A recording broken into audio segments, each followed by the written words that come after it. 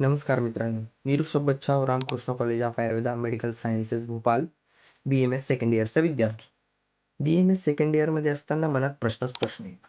Ayurveda practice करायची आहे, पण कसे करावे, काय करावे, फ्युचर काही क्लिअर दिसत नाही. अशा वेळेस वैद्य भरत कुमार जाधव सर यांचे काम बघितले की मनाला थोडी शांतता येते. ते फक्त वैद्य नव्हते, ते लिव्ह फॉर आयुर्वेदा.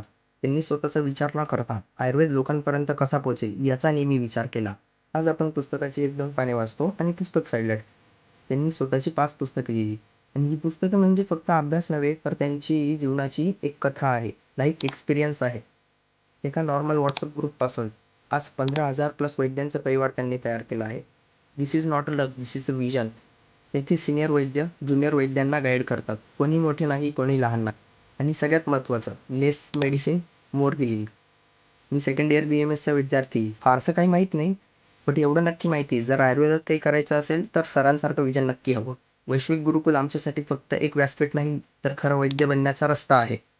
आज सर आपल्यात नाहीत, but their thought is still alive with us आणि आम्ही विद्यार्थी त्यांचा विचार नक्की पुढे नेऊ. धन्यवाद.